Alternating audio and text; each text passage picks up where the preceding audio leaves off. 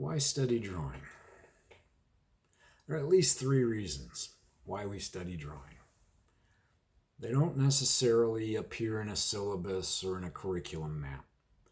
They're much broader than any discipline or occupational goals that are written down or demanded of a government or accrediting body. They're much broader than any of those things. And the first reason we study drawing is that it affords a form of learning in general education, and it does it in a very efficient manner. It has a history in the education of the European Renaissance, but that is not why we run it in the general education program. It doesn't explain the why, it just explains the we do. Here's your reason. In 1749, Benjamin Franklin proposed the creation of a public secular university, the first one on this continent, and the first not funded or tied to a particular religious order. In that proposal, Franklin conceived of a university that educated citizens and prepared them for participation in both a vocational part of their life as well as in the public life. In proposing their basic studies, here's what he wrote. I'm going to read it to you very carefully. As to their studies, it would be well if they could be taught everything that is useful and everything that is ornamental. But art is long and their time is short. It is therefore proposed that they learn those things that are likely to be most useful and most ornamental.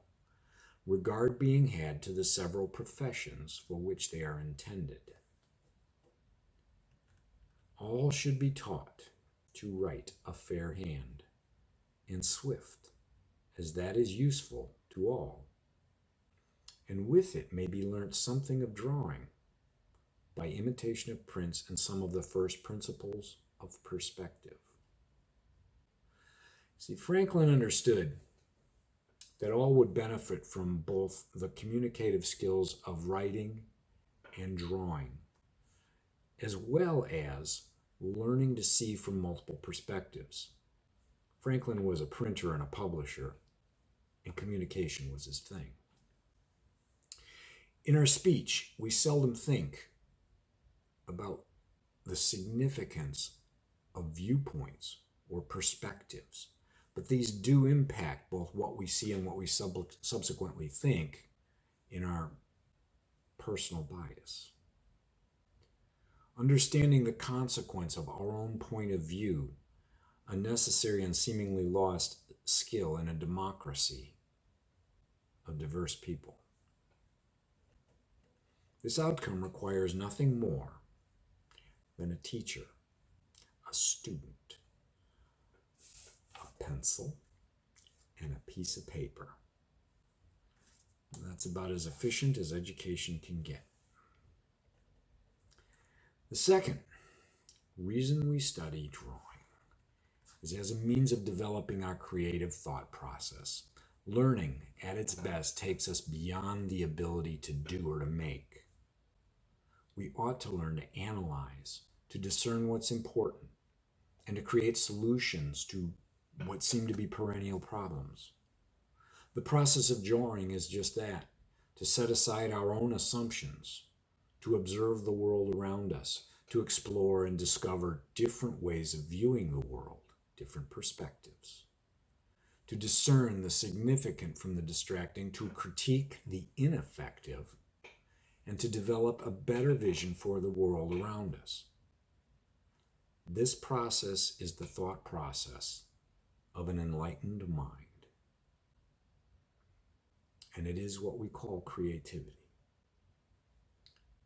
Now, the third reason we study drawing is that obvious outcome that some few of us might find drawing to be more than a tool, more than a pastime, and it'll become a vocation.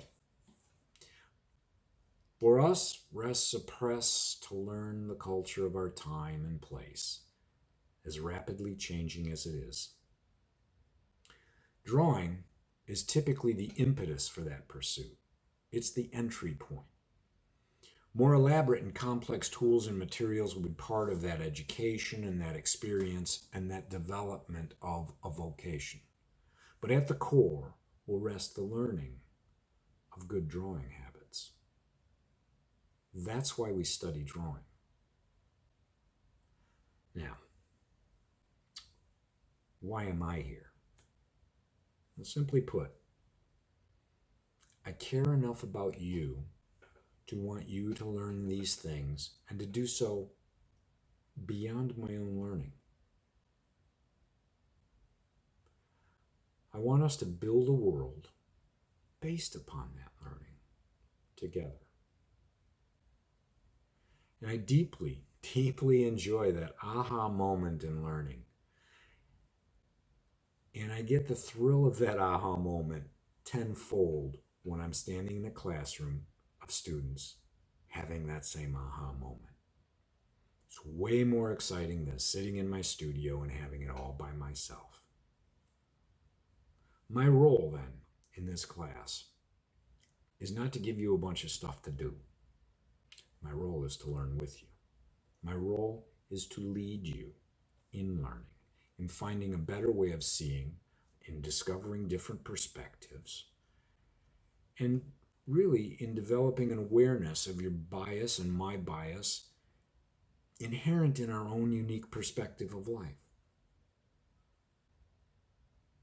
And I look forward to taking that journey with you. That's it.